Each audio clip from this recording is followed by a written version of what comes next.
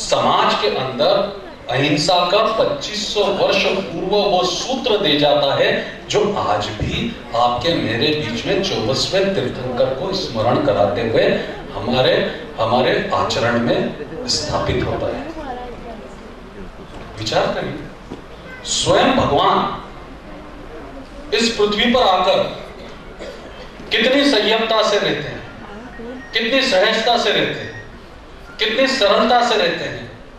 महावीर को समझना है तो 3 शब्दों में समझना होगा कि आप कितने सहज हो, आप कितने सरल हो और आप कितने संयमित हो। इसके अलावा महावीर को समझने की जरूरत है। आप में अगर संयमता है तो सहजता सहज दिख जाएगी, और सहजता है तो सीधी बात है कि उस सहजता में सज्जनता का दर्शन आपको परिलक्षित होता है, और सज्जन पुरुष ही देव पुरुष कहलाता है, और वही देव पुरुष की वाणी अखंड रहती है। एक बार धर्मराज युधिष्ठिर अपने राज दरबार में कुछ दरबारियों और मंत्रियों के साथ में मंत्रणा करने बैठे। राज दरबारी और मंत्रियों के साथ में मंत्रणा करने बैठे हुए धर्मराज युधिष्ठिर मंत्रणा करते करते बहुत गुप्त बैठकें का दौर चल रहा था। कौरवों के षड्यंत्रों को किस तरीके से उत्तर दिया जाए, इस पर विचार किया जा रहा था। ये विचार विमर्श में एक याचक वहां पर आ जाता है, और याचक आकर धर्मराज युधिष्ठिर के सामने विनती करने लगता है कि हे धर्मराज, मैं आपके दरबार में न्याय की अपेक्षा से आया हुआ, मुझे आज ही न्याय प्राप्त होना चाहिए, मुझे आज ही न्याय मिलना चाहिए। मैं धर्मराज के दरबार में न्याय के लिए उपस्थित हुआ। धर्मराज व्यस्तता के कारण बोलते हैं तुम कल आ जाना, मैं निश्चित तौर पर तुम्हारा न्याय करूंगा, मैं निश्चित तौर पर तुम्हारा न्याय करूंगा, निश्चित तौर पर तुम्हारे से न्याय करूंगा। याचक संतुष्ट भाव से बाहर निकलता है। युवराज भीम जब इस स्थिति को देखते हैं तो जाते हैं बाहर, और बाहर जाकर आनंद ब्रह्म आनंदनाद जो घंटा है वो जोर जोर से बजाने लगते हैं। आनंदनाद घंटा बजते ही युधिष्ठिर की तंद्रा टूटती है। युधिष्ठिर पूछते हैं कि आज प्रजा में किसको इतना आनंद हो गया है? प्रजा में इतना आनंद किसको है जो कि आनंदनाद घंटा बजा रहा है? मेरे प्रजा में आज ऐसा कौन सा आनंद का क्षण आया है? पहरेदार बाहर जाते हैं तो देखते हैं कि युवराज भीम वो आनंदनाद घंटे को बजा रहे हैं। वापस आते हैं और कहते हैं राजन, युवराज भीम ही आनंदनाद घंटे को बजा रहे हैं। युधिष्ठिर उन्हें बुला भेजते हैं और पूछते हैं कि युवराज, आज तुम्हें ऐसा कौन सा आनंद प्राप्त हो गया है? आज तुम्हें ऐसा कौन सा आनंद प्राप्त हो गया है कि जो आज प्रजा के आनंदनाद घंटे को जाकर तुम बजा रहे हो?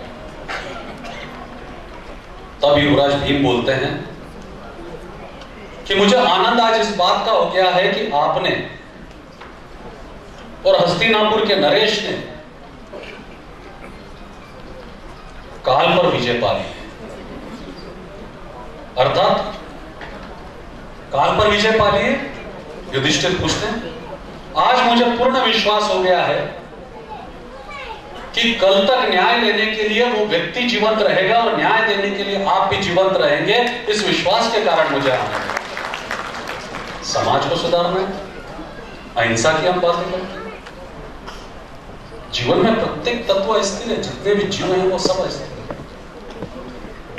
जीवन में कोई भी इस पृथ्वी पर, इस सृष्टि पर, इस ब्रह्मांड पर कोई भी जीवात्मा ये स्थिर नहीं है। ये सब अस्थिर तत्व है। स्थिर मात्र एक तत्व है, वो स्थिर तत्व है, वो विचार है।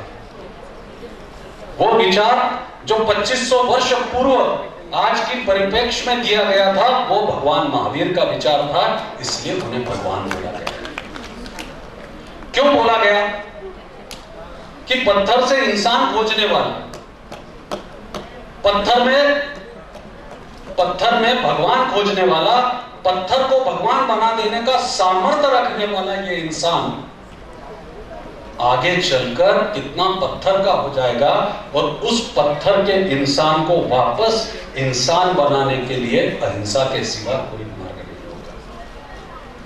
अहिंसा के सिवा कोई मार्ग नहीं होगा।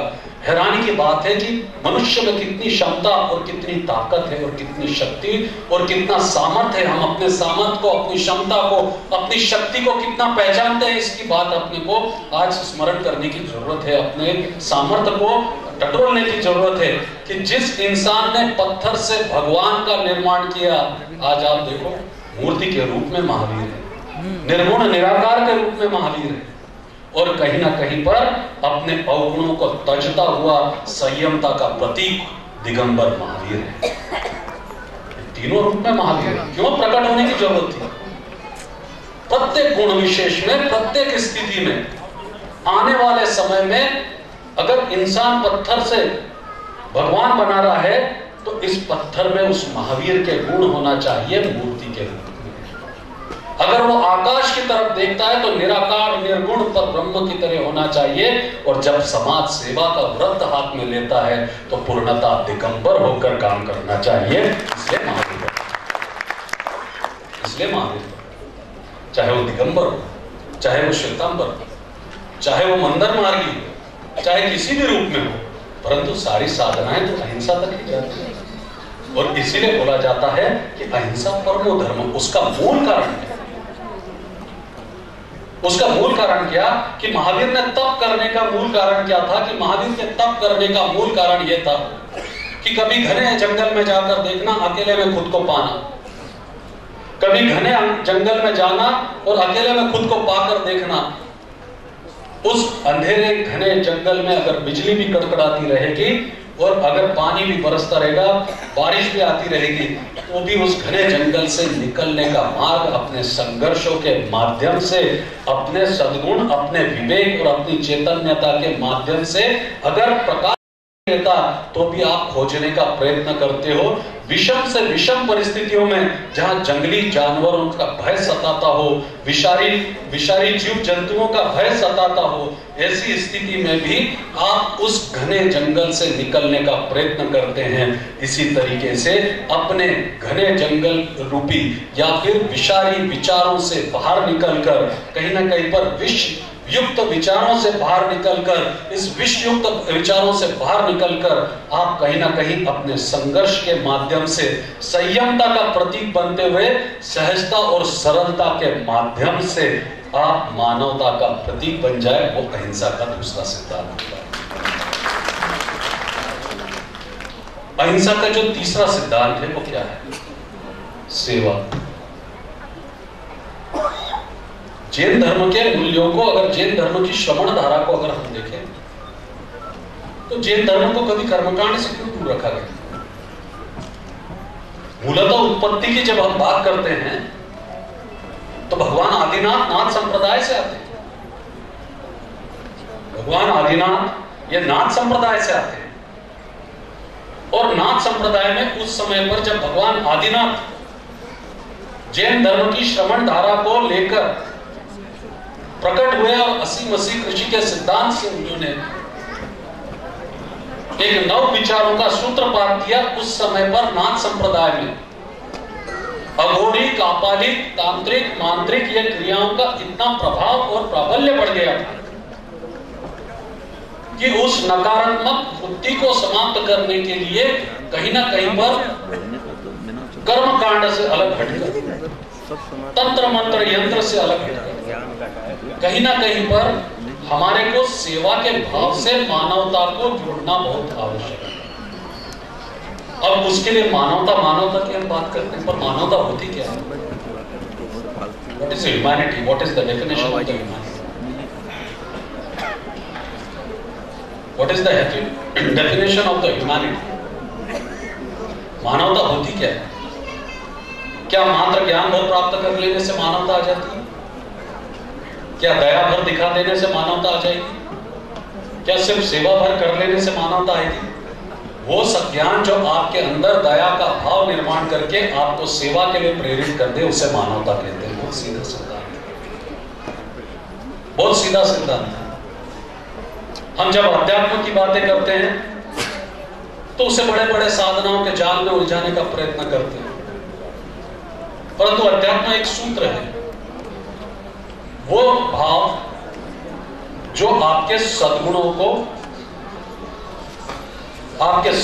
को आचरण में परिवर्तित करने की क्षमता रखता है।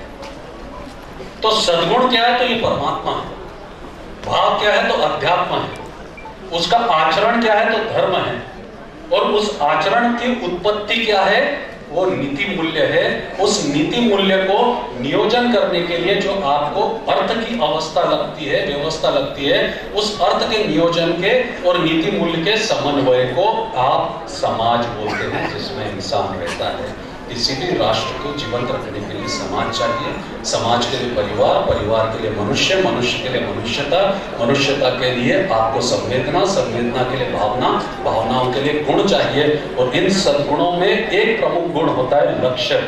जिस व्यक्ति के पास में जीवन का लक्ष्य नहीं होता, जिस समाज के पास में लक्ष्य नहीं होता, जिस राष्ट्र के पास में लक्ष्य नहीं होता, वो समाज भटक जाता है, वो राष्ट्र भटक जाता है, वो परिवार भटक जाता है, वो मनुष्य भटक जाता है। और जब ऐसा लक्ष्य जो माता के स्मृति में रखा गया हो और सोशल एस्पेक्ट के साथ में सोशल रिफॉर्म के लिए, सामाजिक परिवर्तन के लिए रखा गया हो, एक ऐसा लक्ष्य जो कि व्यक्तिगत अस्तित्व के निर्माण के बजाय समाज के अस्तित्व के निर्माण की बात करता हो, समाज के अस्मिता के बात करता हो, ऐसा लक्ष्य निश्चित तौर पर नियम और सिद्धांतों के आधार पर बनता है। लक्ष्य ऐसे ही नहीं बनता जीवन में। लक्ष्य बनने के लिए आपको क्या चाहिए? क्योंकि आपको लक्ष्य निर्माण करने के लिए जो माता के पास से आप सद्गुण लेते हैं, पिता के पास से आप संघर्ष लेते हैं, वो सद्गुण, माता के जो है सद्गुण जिनको आप संस्कार बोलते हैं, पिता के जो सद्गुण जिनको आप संघर्ष बोलते हो, जब उसको आप एकत्र करते हो तो उसको पुरुषार्थ बोला जाता है। ये पुरुषार्थ अर्थात ये सद्गुण और ये भाव, ये सद्गुण और ये भाव एकत्र आकर जीवन में नियम का निर्माण करते हैं। जो जीवन में बोलते हैं ना, मेरे ये नियम है, मेरे वो नियम है, ये नियम ऐसे किसी जो उठाए हुए नहीं चलते।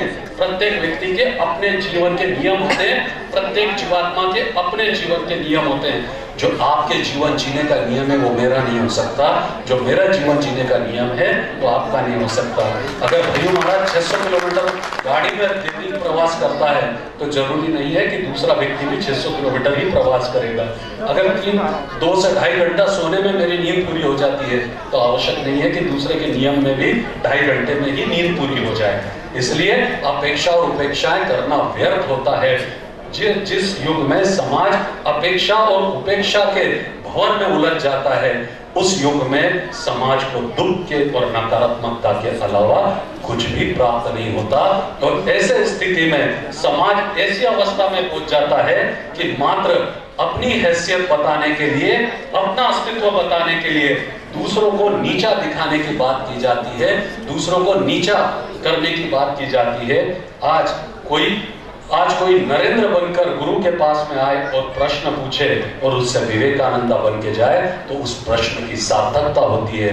पर बाहर निकलकर अगर ये बोला जाए कि देखा कैसा मैंने निपटाया प्रश्न पूछकर, तो उस तरीके से जो आज हर इंसान, चाहे परिवार हो, चाहे समाज हो, चाहे राष्ट्र हो, खुद के गुणवत्ता से, खुद के नियमों से, खुद के सिद्धांतों से श्रेष्ठ बनने का प्रयत्न करने के बजाय एक दूसरे को नीचा दिखाकर श्रेष्ठ बनने का प्रयत्न कर रहा है। इसलिए ही मानवता का जो है पतन हो रहा है। अगर आपको श्रेष्ठ इंसान बनना है तो सबसे पहले एक नकारात्मक इस सोशल ग्रुप के, आज हमारे इंटरनेशनल सोशल ग्रुप के जो जैन सोशल ग्रुप का, इंटरनेशनल का जो रीजनल का है, उसमें हमें एक संकल्प लेना होगा कि जीवन में हम इतने बड़े नहीं बने कि हम किसी दूसरे को नीचा दिखाएं। इसलिए ये संकल्प जरूरी है कि हम किसी को नीचा ना दिखाने का प्रयत्न करें। दूसरा, सामाजिक विषमताओं का जो मूल कारण है, आज की जो सबसे बड़ी सामाजिक विषमताओं का मूल कारण है, उसका कारण है कि आज की एक दूसरे की हैसियत गिनाना। आज खरबपति अरबपति को हैसियत गिना रहा है, अरबपति करोड़पति को हैसियत गिनाता है, करोड़पति लखपति को हैसियत गिनाता है, लखपति उच्च मध्यम वर्गीय को गिनाता है, उच्च मध्यम वर्गीय निम्न मध्यम वर्गीय को गिनाता है, निम्न मध्यम वर्गीय गरीबों को गिनाता है, और गरीब किसको गिनाता है ये उसको भी मालूम है। फिर घूम के वहीं पर आ जाती है, वो उसको गाली बकता है कि तू बड़े रोल्स रॉयस में घूमता होगा, तो होंडा एकॉर्ड में घूमता होगा, परंतु मेरे पास में भी कोई कम नहीं है। तो हैसियत दिखाने का जो तरीका है, पिछले दिनों मैंने बहुत अनुभव किया। आंदोलनों का दौर चला हमारे देश में, भ्रष्टाचार के विरुद्ध आंदोलन हो, अनेक आंदोलन हो, जिस तरीके से दिल्ली की निर्गण घटनाएं हुई, अरे कई प्रश्न पूछे जाते हैं। नारी सुरक्षा कैसी बढ़ी जाएगी, नारी की सुरक्षा का भाव कैसे लिया जाएगा। सबसे पहली बात, ये प्रश्न ही नहीं आना चाहिए। ये प्रश्न आया है तो इसका उत्तर एक ही बात में होना चाहिए कि कई बार पूछा जाता है वेशभूषाओं के ऊपर आपका क्या मत है, आपका उनके रहन सहन पहनावे पे क्या मत है। अरे महावीर को भी देखिए, उनके समय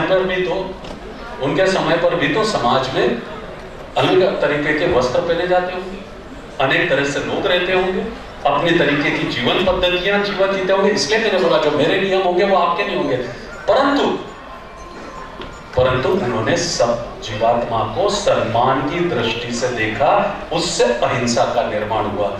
इस देश में अगर वापस हिंसावादी वृत्तियां समाप्त करनी है, चाहे वो वासनामयी हो, चाहे वो भ्रष्टाचारमयी हो, चाहे वो आतंकवादी गतिविधियां हो, अगर उनको समाप्त करना है तो हमें एक दूसरे के प्रति सम्मान सीखना होगा। उसमें यह भेद भी ना हो कि ये नारी और ये पुरुष।